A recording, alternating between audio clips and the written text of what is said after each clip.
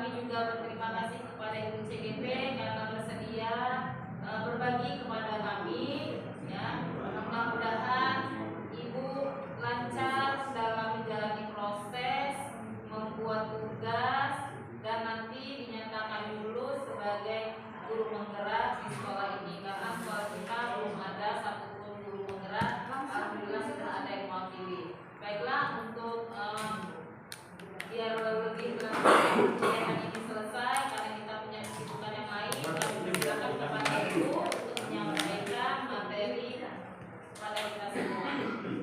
Saya akhiri dengan wassalamualaikum warahmatullahi wabarakatuh. Assalamualaikum warahmatullahi wabarakatuh. Waalaikumsalam Terima kasih warahmatullahi kepada wabarakatuh. Ibu yang telah hadir di ruangan ini. Saya pribadi mohon maaf kepada Bapak Ibu karena saya di sini bukan untuk menghubungi Bapak Ibu, tetapi hanya ingin berbagi praktik yang kebetulan dapat tugas dari kegiatan CGP. Mudah-mudahan apa yang saya sampaikan kita bisa bersama-sama membenahi diri kita lebih baik. Dan jujur saya menyampaikan secara pribadi, saya menyampaikan ini agak gimana riskan gitu ya Bu ya. Kenapa? Karena yang saya sampaikan ini mungkin tidak sesuai dengan pernyataan saya yang awal. Tetapi dengan adanya kita ada perbaikan dengan pengetahuan ada budaya positif, semoga saya juga ada perubahan. Itu Bu ya. Nah di sini saya akan langsung saja menyampaikan yang pertama kesepakatan perumis misalnya kita adakan kesepakatan kita sudah ada ya pertama yang menghargai siapapun yang menjadi pendengar yang baik itu sudah ada kesepakatan kita. Ya di sini saya akan membahas tentang disiplin positif, yang kedua memotivasi perilaku manusia, keyakinan sekolah atau kelas, kebutuhan dasar manusia, posisi kontrol restitusi, dan segitiga restitusi. Nah yang kita bahas ada 6 hari ini ya Bu ya. Nah di sini seorang guru yang baik harus memiliki kemampuan dalam mewujudkan budaya positif di sekolah. Jadi budaya positif di sini dapat dijalankan dengan menerapkan konsep yang 6 ini. Yang pertama adalah disiplin positif. Nah, di sini Ibu bisa lihat disiplin positif itu suatu cara menerapkan disiplin yang mengajarkan anak yang bertanggung jawab dan berdasarkan kesadaran diri, ya, dengan nilai kebajikan. Kemudian disiplin positif lebih ke arah disiplin yang dapat mengontrol diri dalam melakukan kegiatan. Nah, di sini disiplin dapat membuat murid memahami dan menyadari berdasarkan motivasi internal, bukan akibat paksaan, ujian atau hukuman. Jadi dia bukan hanya karena terpaksa, karena dihukum, maka dia mau motivasi itu. Kemudian ini adalah 6 karakter profil pelajar Pancasila, yaitu beriman, bertakwa kepada Tuhan Yang Maha Esa dan berakhlak mulia, yaitu mandiri, berbhinneka global, bergotong royong, kreatif, dan bernalar kritis. Yang kedua adalah motivasi perilaku manusia. Motivasi perilaku manusia itu ada 3. Yang pertama adalah untuk menghindari ketidaknyamanan atau hukuman. Yang kedua untuk mendapatkan imbalan atau penghargaan dari orang lain.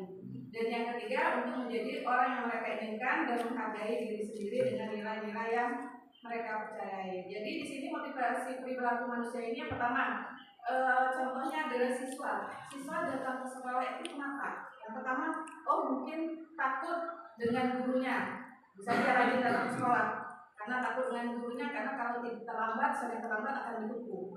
Nah, jadi dia rajin datang ke sekolah. Nah itu yang pertama. Yang kedua adalah mendapatkan imbalan atau penghargaan dari orang lain. Maksudnya penghargaan dari orang lain berarti mungkin ada perjanjian siapa yang rajin sekolah atau yang tepat waktu akan mendapatkan reward seperti itu. Sehingga muridnya rajin datang ke sekolah dengan tepat waktu.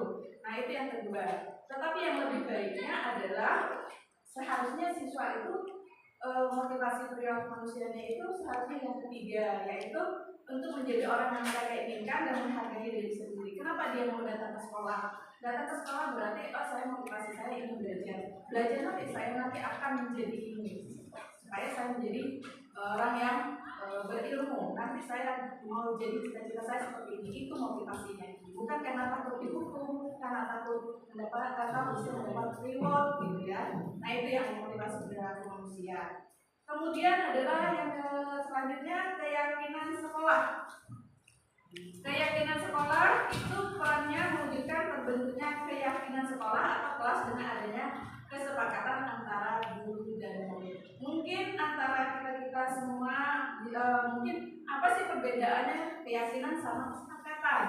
Nah kalau kesepakatan itu antara guru dan siswa. Nah kesepakatan itu apa yang kita buat terjadilah. Nah sedangkan keyakinan itu yang harus kita lakukan. Nah itu kemarin itu bingung sepakat sama aja kesepakatan dengan keyakinan katanya gitu. Nah aturan berbeda itu. Jadi itu, jadi keyakinan. Jadi kalau kesepakatan berarti kesepakatan kita hasil dari kesepakatan itulah yang namanya keyakinan.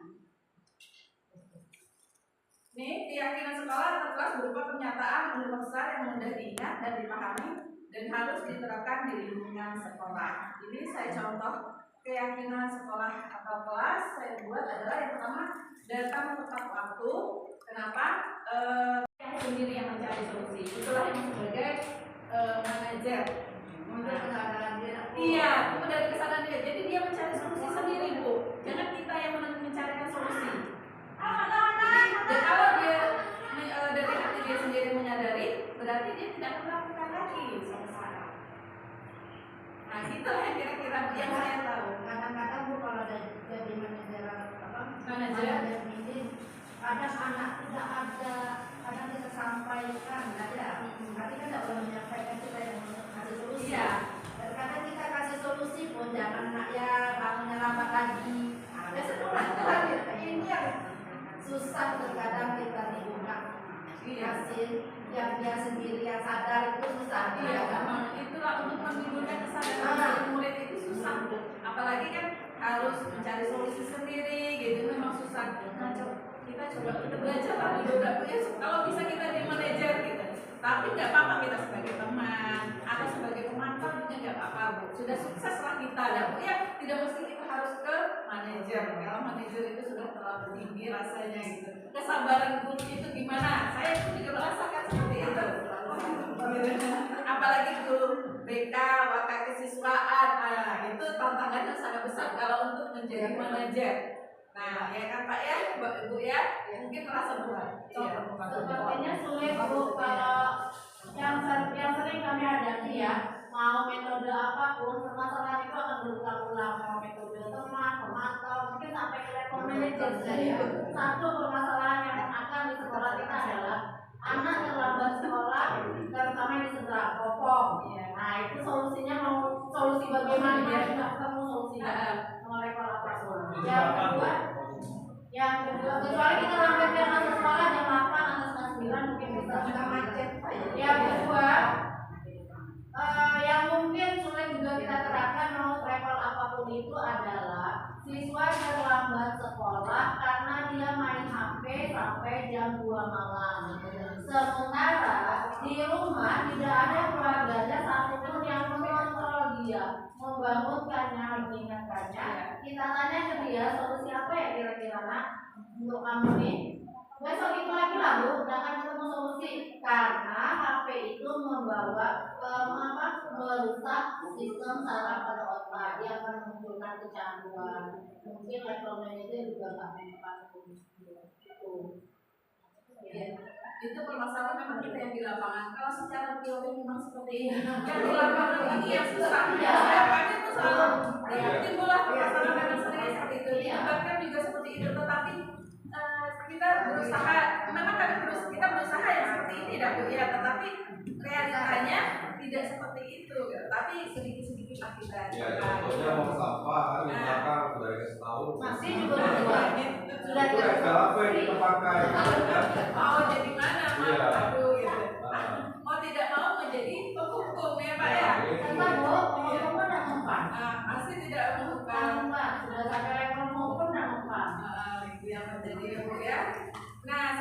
adalah posisi kontrol restitusi. Nah, ini posisi kontrol ini adalah sebagai manajer. Guru dapat berbuat sesuatu bersama muridnya, mempersilahkan murid bertanggung jawab dan mendukung murid agar dapat menemukan solusinya yang seperti tadi saya jelaskan. Kemudian mengacu pada restitusi yang dapat menjadi murid sebagai manajer dan terciptanya identitas nanti pada murid.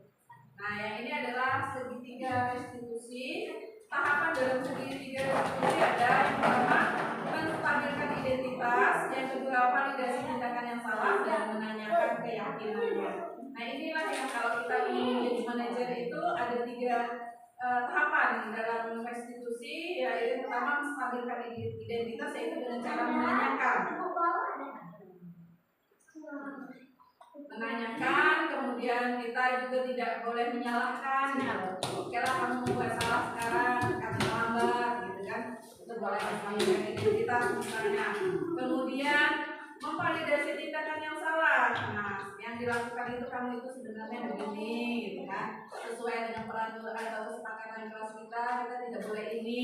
Kan sudah ada kesepakatan. Makanya setiap kelas ada kesepakatan kelas. Ingat, kesepakatan kelas itu antara siswa dengan guru untuk membuat kesepakatan kelas, bukan guru yang membuat.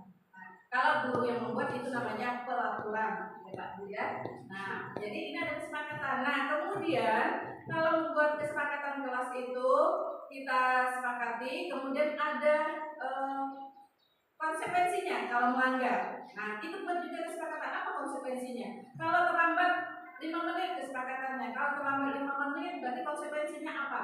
Sama-sama juga yang menentukan. Nah, itu baru dibuatlah kesepakatan kelas. Jadi setiap kelas ada kesepakatan kelas.